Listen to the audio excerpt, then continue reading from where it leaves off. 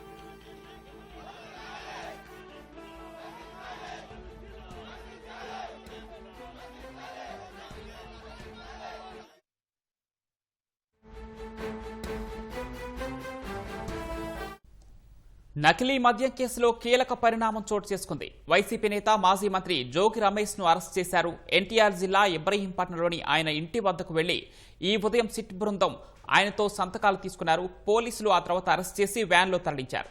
నకిలీ మద్యం కేసులో కీలక నిందితుడు అద్దేపల్లి జనార్దన్ వాంగ్మూలం మేరకు జోగి రమేష్ ను అరెస్ట్ చేసినట్లు తెలుస్తోంది. మరోవైపు జోగి రమేష్ ప్రధాన అనుచరుల్ని పోలీసులు అదుపులోకి తీసుకున్నారు. జోగి రమేష్ వ్యక్తిగత కార్యదర్శి ఆరేపల్లి రామును అరెస్ట్ చేసి భవానీపురం పోలీస్ స్టేషన్కు తరలించారు.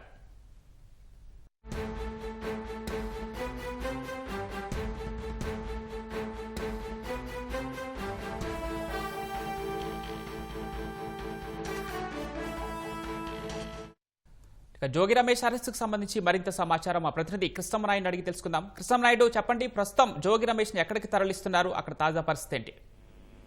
వైసీపీ నేత మాజీ మంత్రి జోగి రమేష్ ను కాసేపటి క్రితమే ఇబ్రహీంపట్నంలో పోలీసులు అరెస్ట్ చేశారు.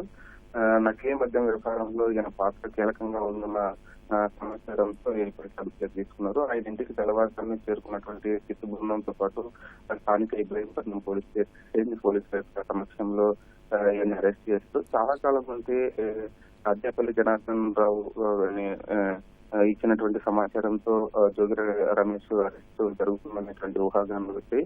అయితే పక్కా సమాచారము నిందితుల నుండి తీసుకున్నటువంటి వాగ్మూలాలతోనే జోగి రమేష్ ని అరెస్ట్ చేయాలన్నటువంటి ఉద్దేశంతో ఇంతకాలం పోలీసులు ఆగారు. ముఖ్యంగా అటు సిట్టు బృందంతో పాటు ఇటు ఎక్సైజ్ పోలీసులు కూడా ఈ కేసు వ్యవహారంలో దూకుడుగా వ్యవహరిస్తున్నారు. పైన వచ్చినటువంటి ఆదేశాలు కూడా ఈ కేసులో ఎవరు ఉన్నప్పటికీ కూడా, ఎంతటి వారైనప్పటికీ కూడా వదిలిపెట్టకూడదు అనేటువంటి ఆదేశాలతో పోలీసులు కూడా వ్యవహరిస్తున్నారు. ముఖ్యంగా మైలవరం నియోజకవర్గంలో జోగి రమేష్ యొక్క ఆగడాలు గత 5 ఏళ్ల పాలనలో ఎక్కువగా జరిగాయి. సో అక్కడ స్థానికంగా ఉన్నటువంటి ప్రతిపక్ష పార్టీకి చెందినటువంటి నేతలు కూడా అనేక ఇబ్బందులు గురిచేసి అక్రమ కేసులు కూడా పెట్టారు. ఈ అద్దేపల్లి జనార్దన్ ఎవరైతే ఉన్నారో, చిన్నప్పుడు నుంచి అద్దేపల్లి జనార్దన్ జోగి రమేష్ అత్యంత సన్నిహితంగా మెలిగినటువంటి విషయం, ఇద్దరు కలిసి అనేక ఫంక్షన్లకు దిగినటువంటి సందర్భాలు కూడా ఉన్నాయి.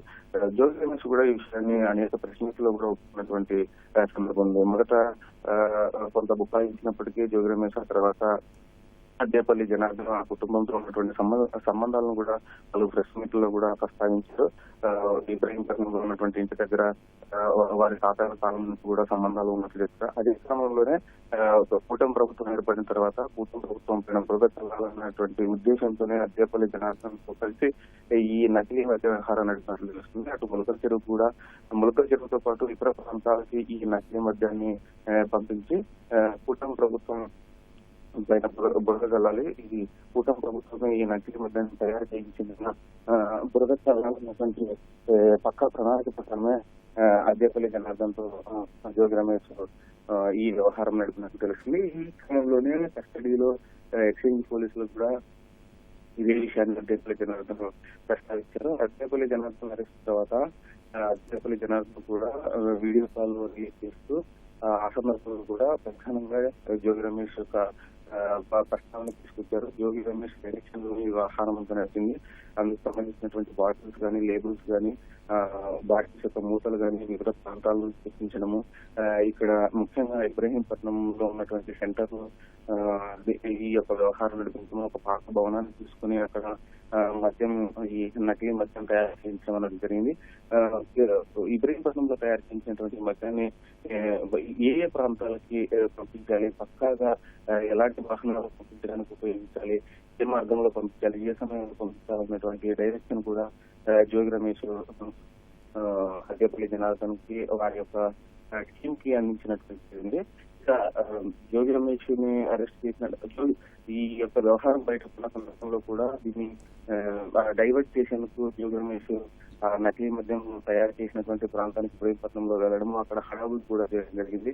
ఖాళీగా ఉన్నటువంటి ఆ బాటిల్స్ కానీ లేదా ఇతర ప్రాంతంలో ఉన్నటువంటి పరిసరాలను కూడా, అంటే ఈ ఇన్వెస్టిగేషన్ కి ఇబ్బందులు కలిగించే విధంగా, ఇన్వెస్టిగేషన్ ని డైవర్ట్ చేసే విధంగా ఆ రోజు జోగి రమేష్ వ్యవహారం చేశారు. అదే సందర్భంలో ఎక్సైజ్ పోలీసుల పైన కూడా దురుసుగా ప్రవర్తించినటువంటి పరిస్థితులు కూడా చేశారు. ఆ క్రమంలోనే ఇబ్రహీంపట్నం పిఎస్ లో ఎక్సైజ్ పోలీసులు ఇచ్చినటువంటి సిఐ ఇచ్చినటువంటి ఫిర్యాదు మేరకు ఆ రోజు జోగి రమేష్ అనుచరుల పైన కూడా కేసులు నమోదు చేశారు.